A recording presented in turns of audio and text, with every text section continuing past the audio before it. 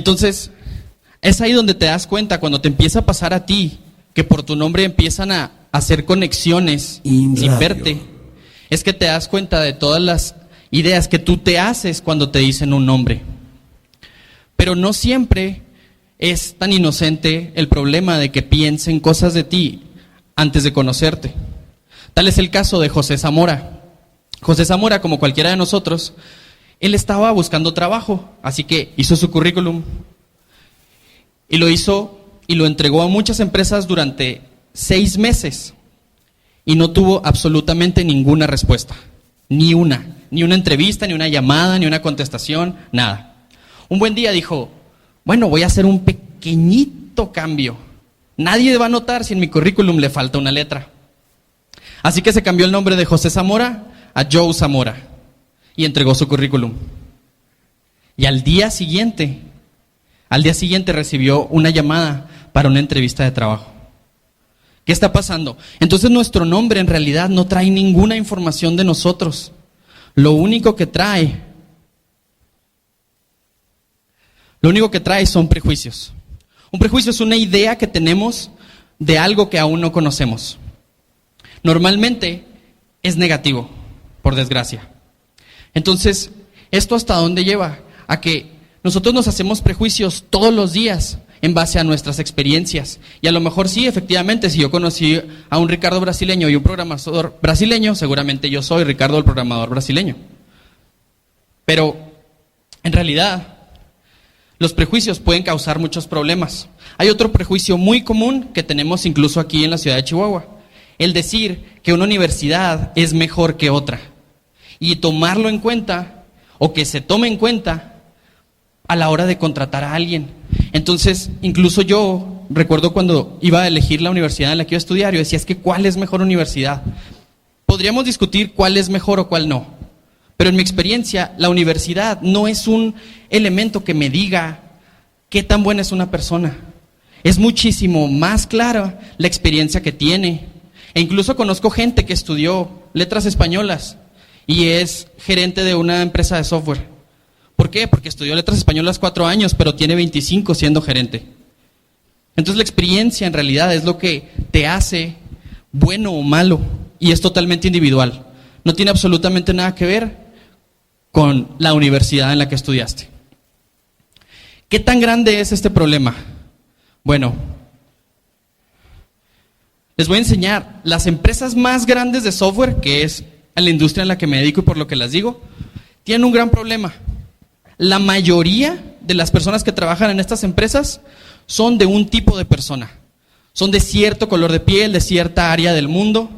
Y en la sección de ingeniería, muy pocos son hispanos. ¿Por qué es esto?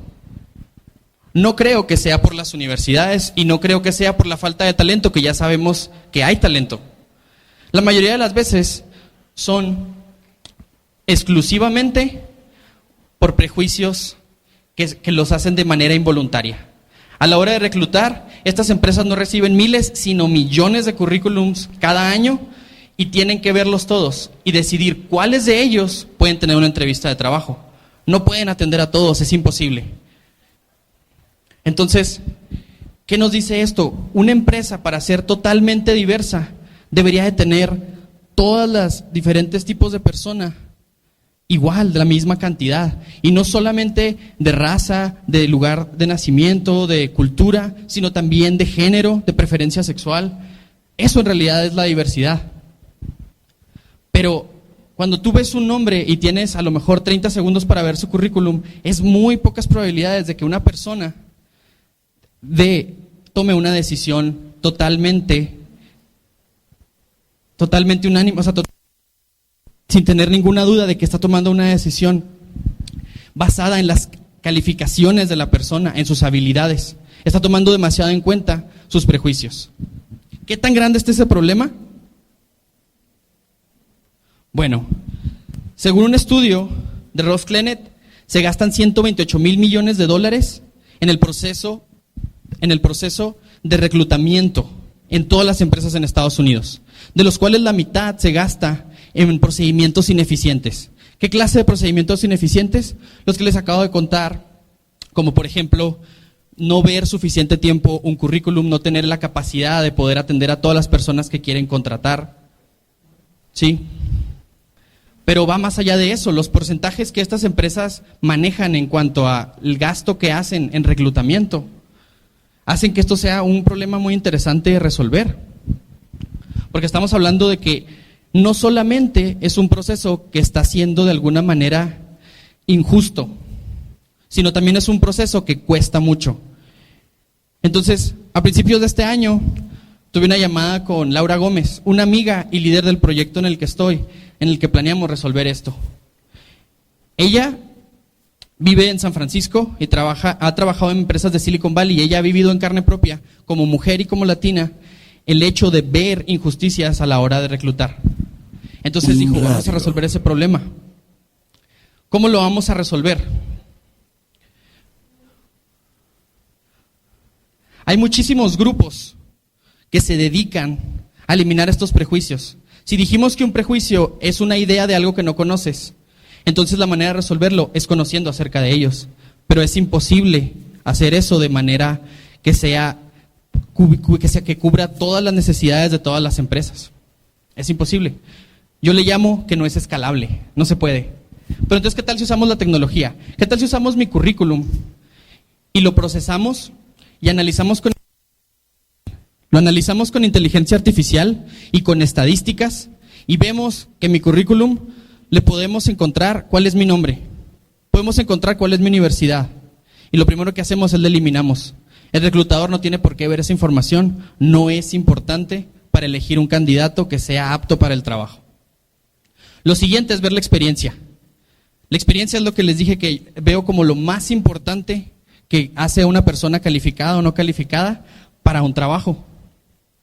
Entonces, viendo la experiencia, analizamos todo el texto y encontramos lugares, encontramos habilidades, encontramos puestos de trabajo que ha tenido, encontramos compañías. Y entonces a cada uno de esos elementos le damos una calificación. De igual manera, la empresa nos puede proporcionar su requisito de trabajo, su descripción del puesto. Y hacemos lo mismo. Encontramos lugares, encontramos habilidades, encontramos puestos de trabajo anteriores que pueda pedir ese trabajo, empresas para tecnologías que pueda necesitar esa persona, y entonces tenemos una base para poderlos comparar de manera justa, de manera que no tiene ningún prejuicio, porque gracias a Dios las computadoras no tienen prejuicio, hacen exactamente lo que les dices y ya. Entonces los comparamos y le podemos dar a esa empresa unos candidatos que realmente están capacitados para el trabajo que quieren, y ya dependerá de esa empresa si lo entrevista o no. Pero al menos si va a la entrevista, esa persona ya tuvo la oportunidad, que muchos no tienen, porque ni siquiera llegan hasta ahí. Porque esa universidad no la conozco, nunca la he escuchado. Mejor vamos a hablarle al que estudió en Stanford. ¿Sí? Esa persona a lo mejor tiene un nombre que para mí me suena a que no sabe, inconscientemente. Entonces, eso, lo que les digo es como La Voz. ¿Si alguien ha visto La Voz? ¿Sí? ¿Cómo funciona? El participante llega y canta. Y los jueces están de espaldas, no lo ven, no saben cómo está vestido, no saben si está gordo, si está flaco, si está rasurado, si no se bañó, no saben absolutamente nada. Lo único que hacen es escuchar la voz. Una vez que dicen, pues esa voz me gustaría tenerla en mi equipo, tocan el botón y es entonces cuando se dan cuenta cómo era la persona. Exactamente así debería funcionar el reclutamiento. Tú pides las habilidades, pides la cantidad de experiencia, pides qué clase de trabajo va a hacer, y no te tiene por qué importar su género, no te tiene por qué importar su nacionalidad, su raza, nada. Y ya dependerá de esa persona en su entrevista de trabajo si califica efectivamente. Pero tiene muchas más posibilidades de calificar, porque ya no analizamos, ya te encontramos candidatos que son aptos para el trabajo que tú haces. ¿Para qué hacemos eso?